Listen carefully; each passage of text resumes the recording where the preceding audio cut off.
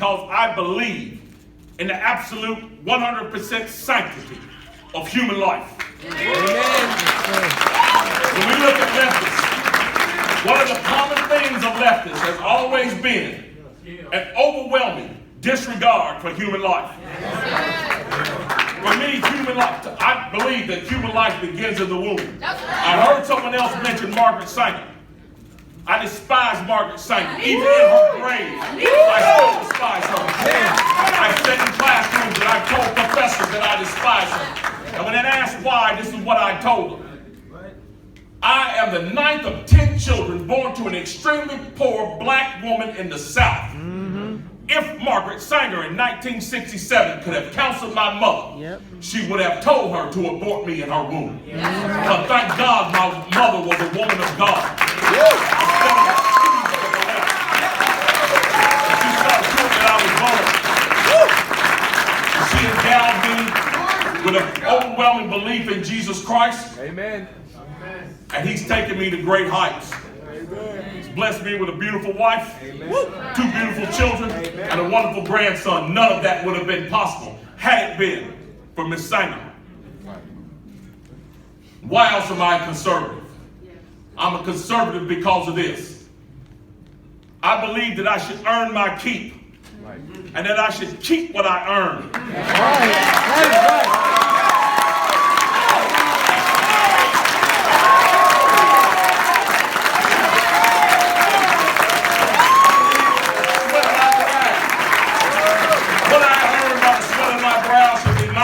True social justice.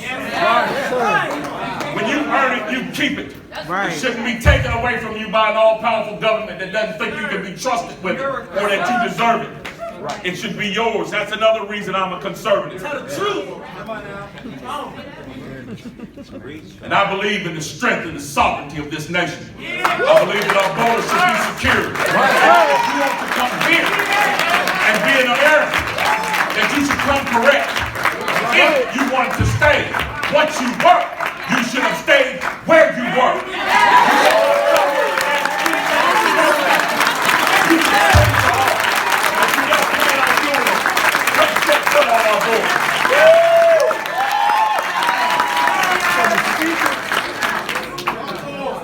So now, why am I a Republican? When the question was asked in this nation, should this nation be free from slaves? It was Republicans who answered overwhelmingly, it should be free. When the question was asked, should this nation be divided or be union? It was Republicans who answered overwhelmingly, it should be a union. The 13th Amendment that ended the institution of slavery was passed by Republicans. The 14th Amendment that gave black people equal protection under the laws of our Constitution was passed by Republicans. The 15th Amendment that gave black men the right to vote was passed by Republicans. The 19th Amendment that gave women the right to vote was passed by Republicans. And you ask me why I'm a Republican. Why not ask me why I'm not a Democrat?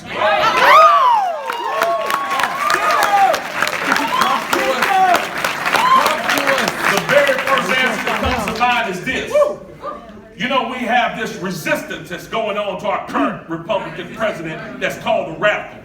Do you remember when the first resistance to a radical Republican was? His name was Abraham Lincoln. And nearly tore asunder. That's the legacy of the Democratic Party. The legacy of the Democratic Party is the Ku Klux Klan and Jim Crow. And the social welfare that is currently destroying black communities around this nation. That is the legacy of the Democratic Party. And that is why I am a Republican. So it is today. I am a Republican today because Republicans overwhelmingly would ask the question, should the unborn live or die? Republicans answer they should live. When the question is asked, should our borders be safe and secure or open wide for anyone to enter? Republicans answer, they should be secure. It is Republicans that fight for economic prosperity. Yeah. We see that now with the president who is in office now that they call him radical. That's right. Thank you. Fiscal responsibility in government. It is Republicans that fight for those ideas. And that is why I'm a Republican.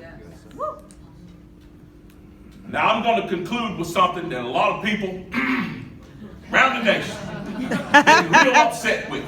Yeah. I like it. I've had people look at me like they want to hit me when they see me wearing this thing. I've had people lash out at me when I say it.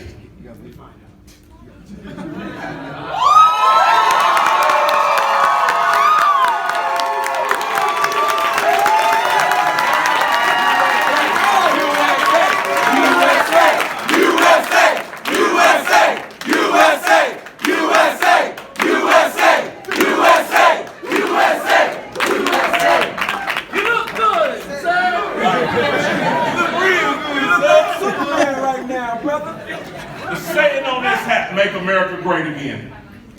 I do a lot of social media. One day I was on social media, posted a picture of myself wearing this hat. Some leftists asked me, why? When was America ever great? How much time you got? This is the answer that I gave her. This is the answer that I gave her. I told her America was great at a place called Bunker Hill. When American patriots took on the most powerful army on earth and got their hind ends whooped. At that moment, that terrible defeat on Bunker Hill, even before she was a nation, America was great. America was great at a place called Fredericksburg. I don't know how many of y'all have ever heard of it.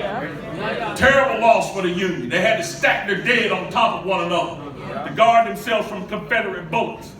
But during that terrible loss, that terrible battle, and all those deaths, America was great at that moment. America was great through the smoke and fire of Pearl Harbor. We lost 2,700 soldiers from a sneak attack from the Japanese. America was great at that moment. America was great at Pork Chop Hill and Quezon. She was great on the Edmund Pettus Bridge when water hoses and tear gas and attack dogs were set on people who were simply demanding to be treated as equals. America was great at that moment. America was great on 9/11. When we lost 3,200 of our fellow citizens to a terrorist attack. America was great at that moment. Someone might ask, why do you mention all these terrible things and none of the, quote, good things?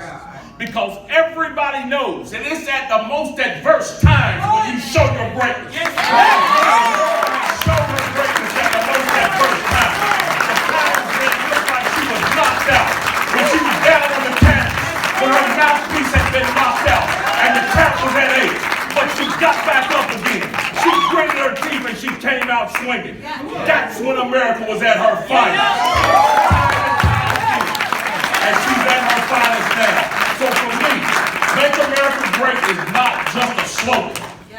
It is a commitment and a challenge to every day wake up, get out of bed, look in the mirror and ask myself, what can I do for the cause of freedom? What can I do today for my neighbors? What can I do today for my co-workers and my fellow patriots in this fight to preserve our nation?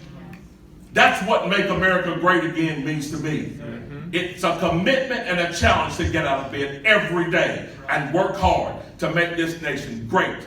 Day after day, week after week, year after year, month after month. That's the challenge. And the reward is to keep this republic. And I intend to fight that fight as hard as I can and be proud to do it. And I encourage all of you all to do the same thing. Thank you very much.